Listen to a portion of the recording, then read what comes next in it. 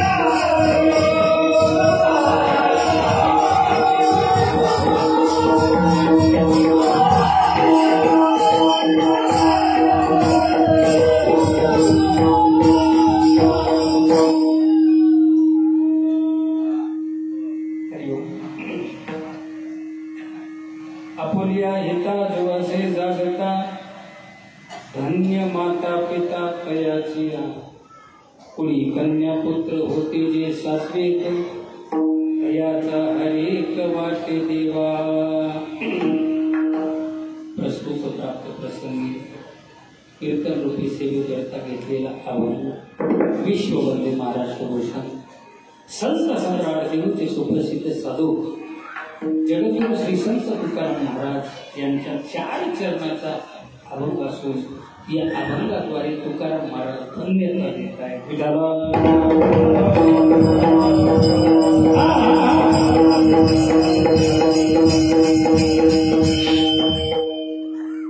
कीर्तनाला सुरुवात करण्यापूर्वी थोडासा परिहार द्यायचा तो असा आजचा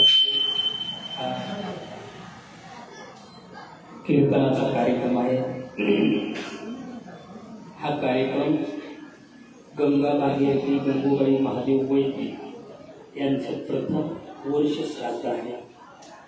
त्यांच्या पश्चात रावसाहेब वैद्य, भाऊसाहेब वैद्य, संजय वैद्य असे 3 सुपुत्र आमच्या गंगूबाईला आहेत आणि त्यांच्यानंतर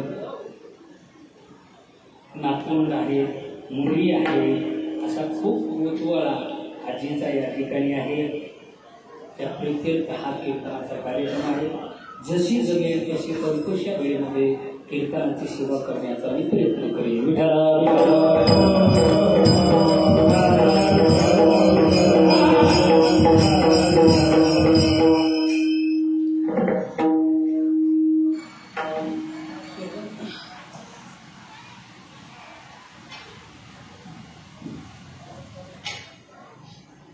आज या ठिकाणी प्रथम वर्ष श्राद्ध आहे।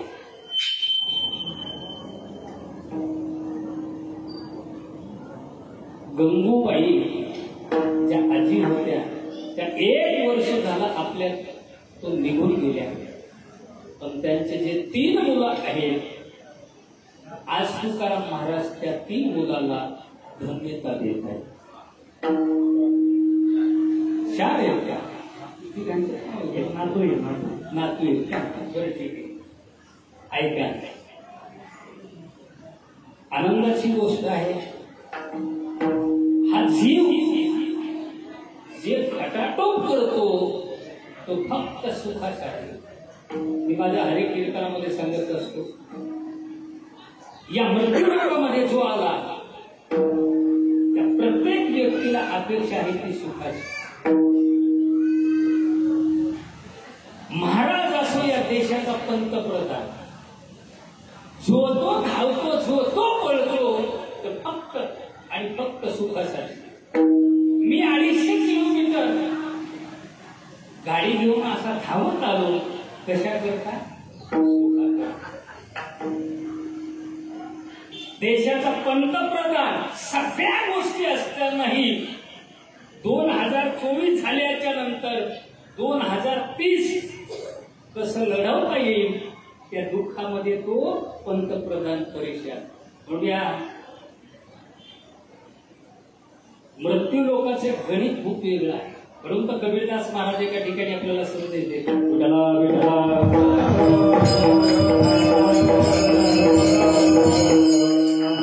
राजा दुखिया प्रजा दुखिया, दुखिया घर बैरागी. हो अरे राजा दुखिया प्रजा दुखिया, दुखिया घर बैरागी. दुख के कारण सुख देवनी उदरी माया त्यागी. दुख के कारण सुख देवनी उदरी माया त्यागी. जो देखे सो दुखिया बाबा, सुखिया कोणी नाही. प्रत्येकाला अपेक्षा आहे सुखाची. सगळे माणसं देतात आहेत महाराज आम्हाला सुख पाहिजे. महाराज सांगतात ज्याला सुख पाहिजे त्याला संत महात्म्यांचे जे वचन आहेत त्या वचनाचं पालन करायचं. सगळे माणसं देतात सुखासाठी. सुखाला आधी कडेचे तळमळ, प्रत्येक जण बेजार आहे. सुखासाठी धडपडे. त्याच्यापेक्षा वेगळं सांगेल मी, काही जणांकडे मरणाचा पैसा आहे. मग पैसा म्हटल्याच्या मग तो सुख झाला ज्याच्याकडे माल आहे. मग काही माणसं असेही आम्हाला महाराष्ट्रात फिरतात. आम्ही आता रोज एके गावाला फिरतो. काकाला माहिती आहे, काका आम्हाला वर्षभरातून किती फोन लावतात, बाबा कुठे? बाबा नांदेड, लातूर, पुणे. मग काही काही माणसं आम्हाला भेटत असतात. तांगडे महाराज सगळे घरामध्ये. तुम्हाला सांगता हे सुख जे आहे ना हे पैशाने कधीच मिळत नाही. तुम्हाला असं वाटलं का देश अजिबात नाही. 25,000च्या सोफ्यावर बसणार असेल त्याला विचारा, चहा घ्या नको, दूध घ्या नको, आईस्क्रीम खा नको, का शुगर आहे, चिवडा खा नको, भजे खा नको, का मुळे आहे. मग तू काय खातो? आम्हाला खातो सगळ्या गोष्टी खाता येतं का? अजिबात. तसं काही काही माणसाकडे मरणाचे पैसे आणि तुमच्या डोक्यातून काढा या जगामध्ये पैशावाला सुखी आहे म्हणून. अजिबात. हे टोटल विरोधात आहे काका. जास्त जर दुःखी कोणी असेल तर फक्त पैशावाला. मग तिथं कीर्तनकार असला तरी चालेल.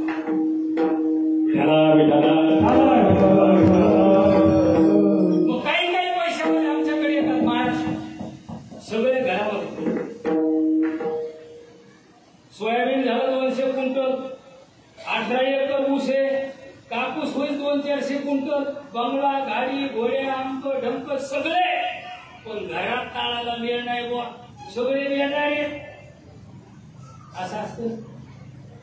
पण त्याला सांगावं लागतं एक काम कर, आम्ही कीर्तन करतो पण आमच्याकडे दुःखावर इलाज नाही. तू काय कर, तुम्ही पत्रिका घेऊन ब्राह्मणाला दाखवा. बरोबर. मग तो व्यक्ती उठतो, ब्राह्मणाला पत्रिका दाखवतो, सांगतो देवा सगळ्या गोष्टी आहेत घरी, पण तालाला वेळ नाही. मग देवबाप्पा सांगत असतं, माऊली तुम्हाला नारायण नागरी करा बरोबर, तुम्हाला पितृदोष आहे, पितृदोष. मग ते बापाचं न ऐकणारा, आईचं न ऐकणारा कोणाचं ऐकतो? बामणाचं. आणि कुठं जातो? नाशिकला 3 दिवस कशा करता? सुखा करता. महाराज म्हणतात, अरे वेड्या, ब्राह्मणांना सांगितलं तुला पितृदोष आहे सगळं तुझ्या घरामध्ये, मग हयात जोपर्यंत तुझे पितृ घरामध्ये आहे तोपर्यंत त्यांची सेवा कर. ठीक आहे, त्याच्याही पुढे संत महात्मे सांगतायत, जिवंत असताना तू त्यांची सेवा नाही केली ना, तर मेल्याच्या नंतरही त्यांचे पितृ घालणं, त्यांचं वर्षश्राद्ध करणं हे तुझं आद्य कर्तव्य आहे. जर हे नाही केलं तर तुझे पितृ लोकातून तुला शाप देतात, आणि जर हे केलं तर तुझे पितृ लोकातून आशीर्वचन देतात. मग हे कोण करत असतं? वर्षश्राद्ध, आई वडिलाचे पितृ, तर फक्त भाग्यवान मुलगा. नाहीतर महाराज सांगतात, आहा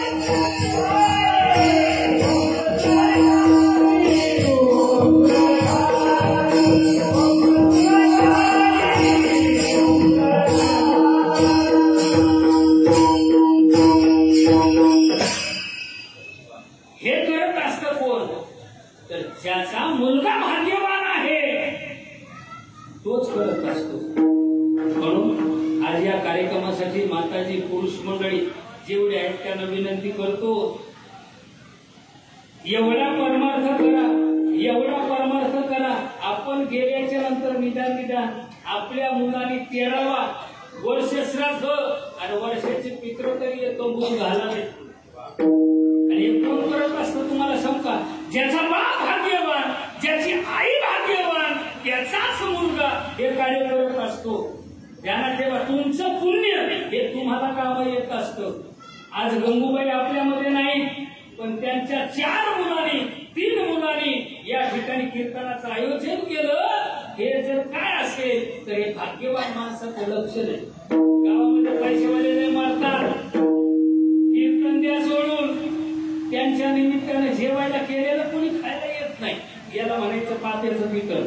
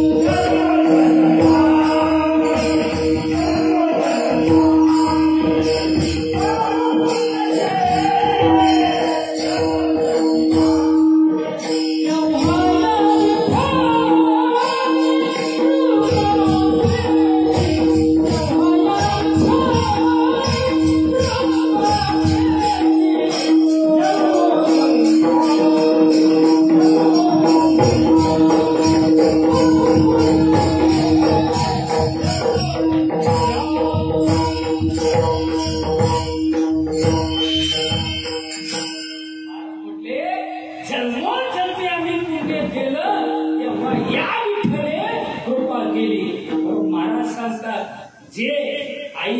वडिलांचे पित्र वर्ष श्राद्ध करतात ते मुलं भाग्यवान. एवढंच नव्हे तर तुकाराम महाराज त्यांच्या आई वडिलांना धन्यवाद देतात. धन्य माता पिता तयारी, धन्य माता पिता तयारी,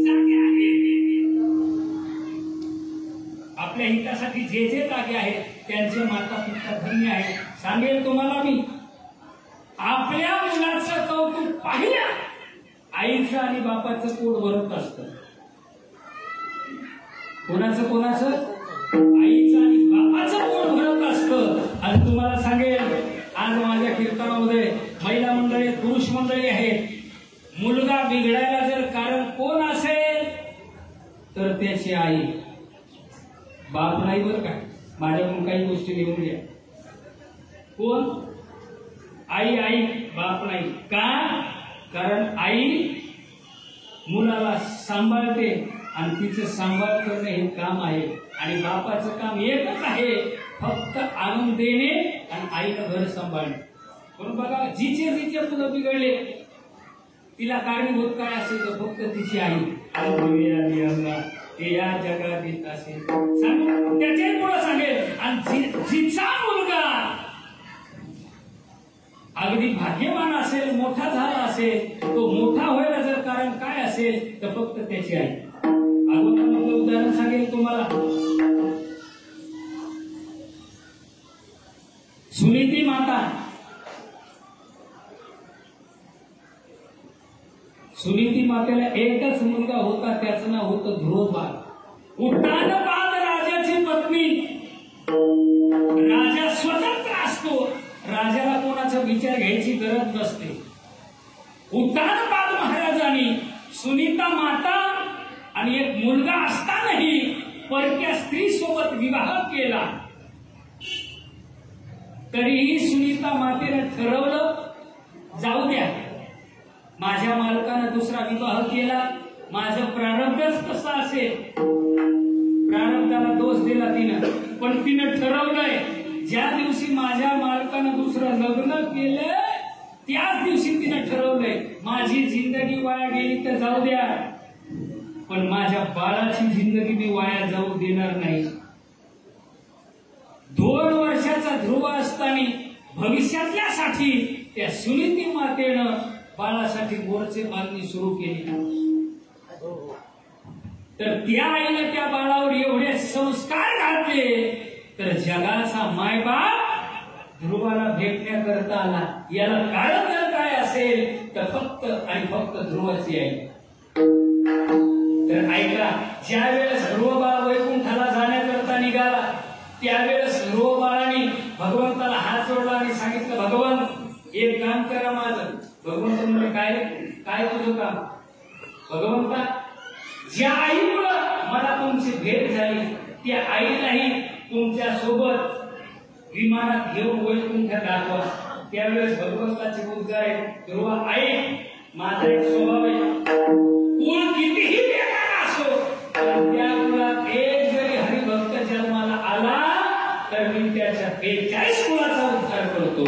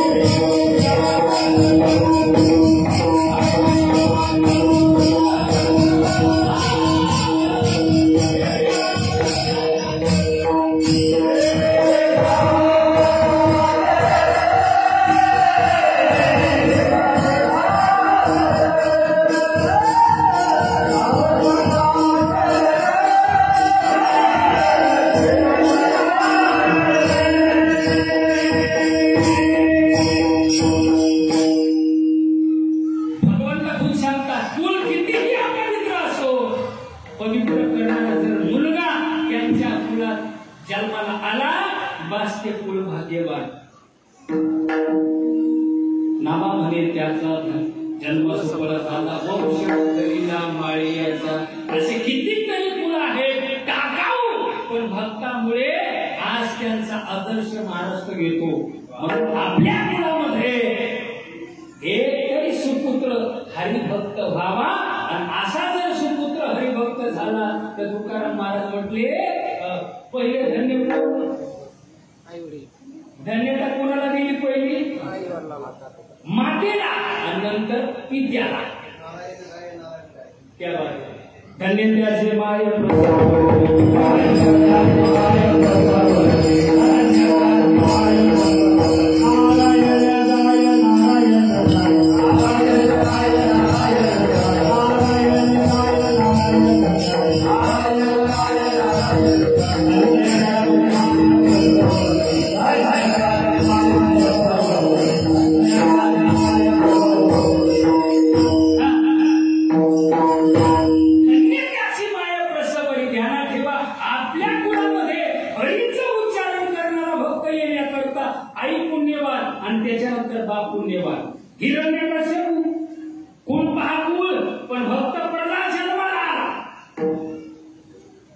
त्याच्या कुळात सगळे चांगले होते का? आपल्या चांगले बुवा पाहुण्याला आले अक्षय हात वाजतात.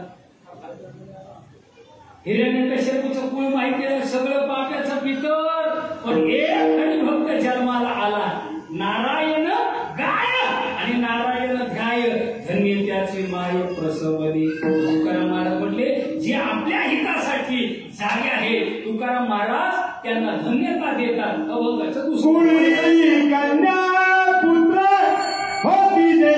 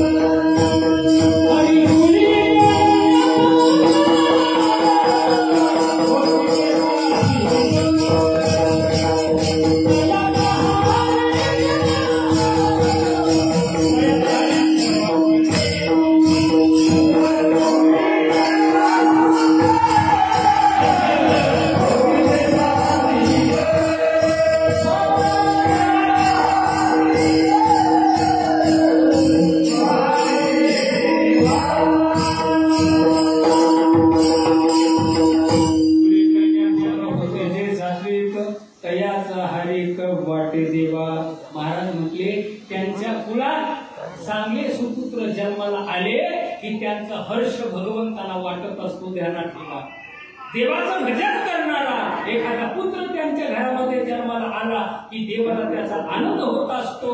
आणि देवाला आनंद झाल्याच्या नंतर भगवंत त्यांच्या कुलाचं कल्याण करत असतात. त्यांचं कुल भाग्यवान असतं आणि भाग्यवान कुलातलाच मुलगा देवाचं चिंतन करत असतो. पाप्याचं पितर मंदिरामध्ये येऊ शकत नाही. गावामध्ये माणसं नाही का? काका भरपूर माणसं आहे पण ते आता येणार नाही तिकडं. मग आरती झाली आणि चला पाहुणे ज्या वेळेला म्हटलं कीर्तनाला जे होते त्यांच्या अगोदर ते पुढं समजावं ते पात्याचं पितर आहे. तुम्हाला समजा हे डोक्यातून काढा. आपण सगळ्यांना म्हणतो कीर्तनाला चला पण कीर्तनाला येण्याकरताही त्याच्याकडे पुण्य लागतं बरं काय. पात्याच्या पितराला हे घडत नसतं. इथं येण्याकरताही पुण्य लागतं. आता या ठिकाणी जेवढ्या महिला मंडळी पुरुष मंडळी आहेत, तुमचं मागचं पुण्य ते इथं तुम्हाला आणू शकतं. आणि पाप्याचं पितर इथे येऊ शकत नाही. महाराज म्हटले, काय म्हटले महाराज, त्यांच्या कुळामध्ये चांगले पुत्र जन्माला आले की बास, त्यांचं कुळ पवित्र. आणि पवित्र कुळात जन्माला आलेला मुलगा करतो काय, गीता भागवत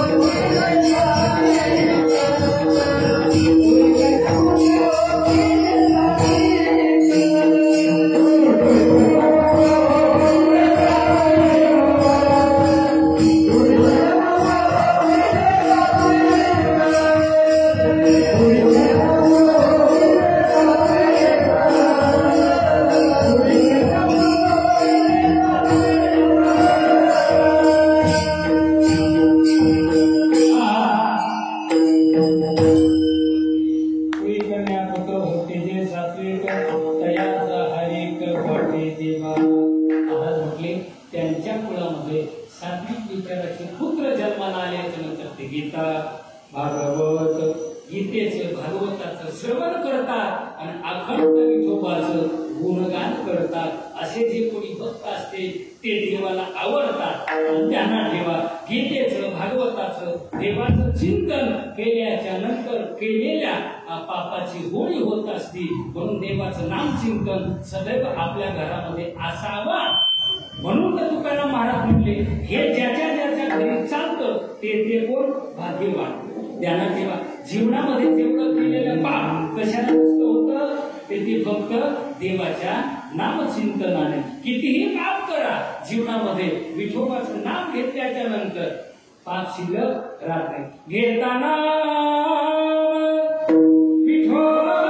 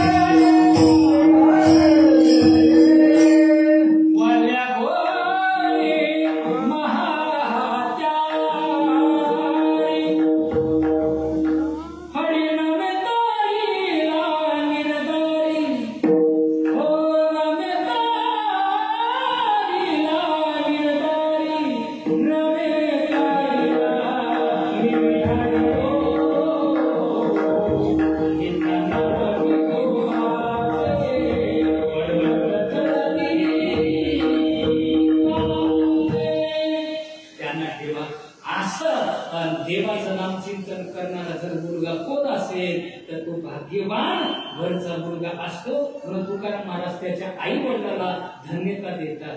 मग ऐका, त्याच्याही पुढे तुकाराम महाराज असं सांगतात, जो मुलगा आपलं हित आपल्या हितासाठी झटपट करतो असा कोणी मुलगा आणि ज्याचे आई वडील कसे आहेत, धन्य आहेत, आणि तो मुलगा जर गीतेचं भागवताचं चिंतन करत असेल तर तुकाराम महाराज म्हटले त्या भक्तासाठी मी सदैव रिकाम आहे।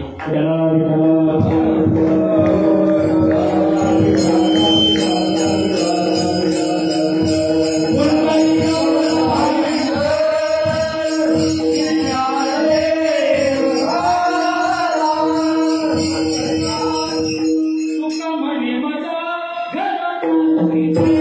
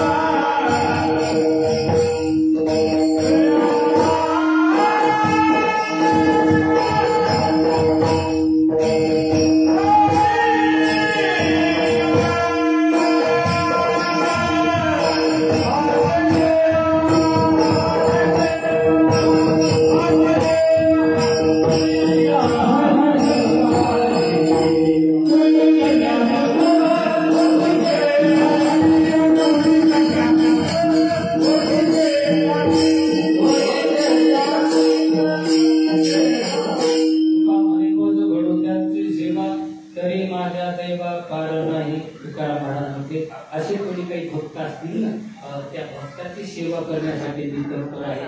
म्हणून आज या ठिकाणी गंगूबाई वैद्य यांचं वर्ष श्राद्ध आहे. मी सांगून जातो सत्यनाम कीर्तनामध्ये या भक्ती लोकांमध्ये जो जन्माला आला त्याचा मृत्यू निश्चित, पण कोणत्या दिवशी मरणार हे सांगता येणार नाही.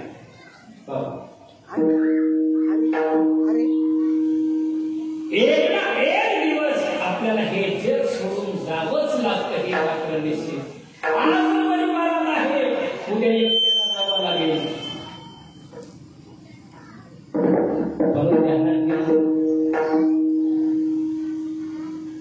या नगरीचं नाव आहे भक्तिलोक. आज गंगूबाईचं वर्ष श्राद्ध आहे. त्यांचे 3 मुलं आहेत. आज या गंगूबाईने त्या मुलासाठी एवढे कष्ट घेतले. जगामध्ये मी सांगेन तुम्हाला, अरे पांडुरंगाची सेवा करू नका, कोण्या तीर्थाला जाऊ नका, घरामध्ये जोपर्यंत आई वडील आहेत तोपर्यंत त्यांची सेवा करा. त्यांचे जर आशीर्वाद मिळाले ना, तुम्हाला दुसऱ्याच्या आशीर्वादाची गरज नाही, फक्त आई वडिलांचे आशीर्वाद पाहिजे. मी सांगतो, जगाचा मायबाप राहत होता गोकुळामध्ये, पण पुंडलिकाची सेवा पाहून भगवंत पंढरपुरामध्ये आले. भक्त पुंडलिकासाठी उभा राहिला विटेवाडी. ध्यानात ठेवा, पुंडलिक आई वडिलाची सेवा करू लागले, भगवंत भेटायला आले. भगवंताला माझी भीट फिरकावली आणि पुंडलिकाचा एक शब्द आहे, भगवंत मी जोपर्यंत आई वडिलाची सेवा करतो ना तोपर्यंत मी तुम्हाला वेळ देऊ शकत नाही. सेवा झाल्याच्या नंतर वेळ देईल हे पांडुरंगाला आजही माहित आहे. म्हणून तुमच्यासारखे जे पुंडलिक आहेत ना ते आई वडिलाची सेवा करतात. म्हणूनच विटेवर पांडुरंग उभा आहे. त्यांना केला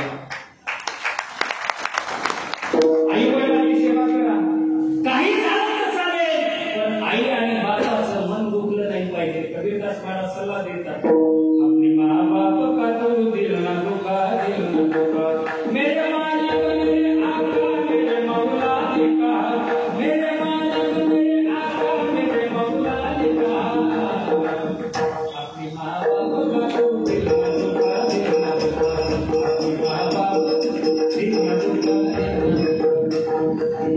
काही झालं तर चालेल, आई वडिलाचं मन दुखलं नाही पाहिजे. ध्यानात ठेवा, तिनं आणि बापानं तुमच्यासाठी काय कष्ट केले हे तुम्हाला ओपन करून सांगता येणार नाही, पण त्यांनी तुमच्यासाठी काय केलं हे मात्र जीवनामध्ये ध्यानात ठेवा. अरे तुम्हाला मोठं करण्यात मला 2 मुलं आहेत. माझा मुलगा पुण्याला शिकाय, रोज 2 टाइम फोन असतो, देवा कुठेही जाऊ नको, मुलाच्या नादी नको लागू. हे मोबाईलला काही काही पाहिल्याच्या नंतर खूप भीती वाटते. अजून मुलं डोंगराने फिरायला जातात, शेतक्या घेतात, तिथंच पडतात, मरतात. आणि तुम्ही गेल्याच्या नंतर तुमच्या आई वडिलाला शिल्लक कोण आहे? म्हणून त्यांचं जीवन जर काय असेल तर फक्त पोटचा गोळा. म्हणून आई वडिलाचं मन दुखू नका, त्यांनी तुमच्यासाठी खूप काही कष्ट केलेले असतात. नभीची चांदणी तू चंद्राची तिने त्यासाठी इतक्या खटाखटा केल्या विचारू नका. मग तिने जे दिलेलं प्रेम आहे ते प्रेम अखंड तुमच्या जवळ राहू द्या. आणि तिने जेवढं प्रेम दिलेलं आहे तेवढं प्रेम मात्र तिला मरताना द्या. सांगू, भगवंताला या 2 गोष्टी खूप आवडतात. घरात आई, घरात माय आणि गोठ्यात गाय, या 2 गोष्टी ज्याच्याकडे आहेत ना त्याच्या घरी भगवंत अखंड वास करतात. काल जन्मोत्सव झाला, भगवंताचे जेवढे तेवढे फोटो पहा. भगवंताने गायीची सेवा केली. किती सेवा केली? 11 वर्ष भगवंताने गायी सांभाळल्या. पण गायी सांभाळत असताना भगवंताने पायात पायदळ घातलं नाही. का बोले गाय से क्या नाता, तर बोले गाय हमारी माता. म्हणून ज्याच्या घरामध्ये गाय आणि ज्याच्या घरामध्ये माय तिथे जगात दुसरीकडेच कोणता आनंद मिळणार नाही, तो घरी आनंद मिळेल. आईची सेवा करा आणि तिचे आशीर्वाद घ्या. चालू, आई सांभाळायला काही लागत नाही, बाप सांभाळायला काही लागत नाही. अरे आई वडील गेल्याच्या नंतरच त्यांचं महत्व कळतं. पण जोपर्यंत हयात आहे तोपर्यंत त्यांचं महत्व कळत नाही. गेल्या त्यांचे क्षण आठवतात. आई माझ्यासाठी हे करत होती, काही नाही करू द्या, नुसती घराच्या समोर उभा राहून ती आई, तरी तुमच्या घराचं नातं नाही. म्हणून आईवर प्रेम करा. एक जण मला म्हटलं, महाराज तुम्ही आईवरच जास्त बोलता, बायकोवर काही बोला ना. जेवढं आई प्रेम करते त्याच्यापेक्षा जास्त माझी बायको प्रेम करते. मी हलकटा, तुलाही बायको आहे आणि मलाही बायको आहे, मी मस्ती संग लग्न केलं नाही, पण मला बायकोचाही अनुभव आहे आणि आईचाही अनुभव आहे. तुम्हाला सांगतो, बायकोच्या प्रेमातलं आणि आईच्या प्रेमातलं फरक सांगेल. आईचं प्रेम फुकट आहे आणि बायकोचं प्रेम फुकट नाही. काय बाबा, बायकोचं प्रेम विकत आहे. कीर्तन झाल्याच्या नंतर, घरी गेल्याच्या नंतर तिला पाकिट दाखवावं लागतं असं. तेव्हा ती म्हणते चहा करू, नाश्ता करू. याच्या उलट आईला काहीच दाखवू नका आणि आईच्या जवळ जाऊन बसा. आई असा डोक्यावरून हात घेऊन म्हणजे, बाबा औरंगाबादला कीर्तनाला गेलता, जेवला का, देऊ काही करू. त्याला म्हणतात आईचं प्रेम. आईचं प्रेम आहे फुकट आणि बायकोचं प्रेम आहे विकत. अनुभव नसला यंदा सोयाबीनचे कापसाचे पैसे घरी नका देऊ, माझ्याकडे आणून द्या.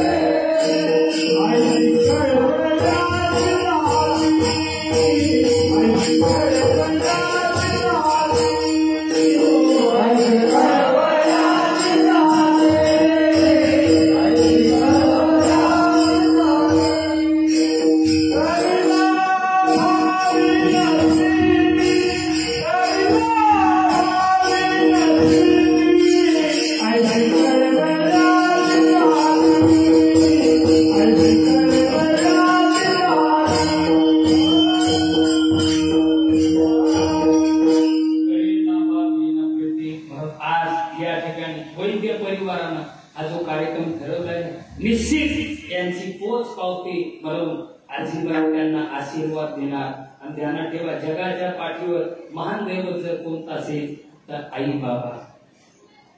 सबसे बडी है माँ,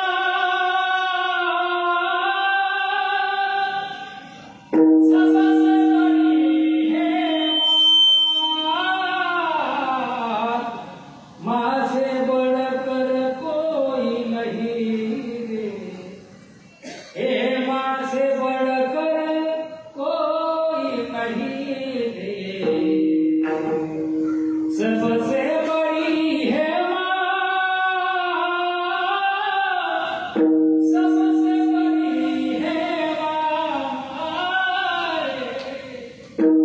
जगाचा पाठीवर आपल्यासाठी कोण मोठा असेल तर ती म्हणजे आई आणि बाप. विठोबा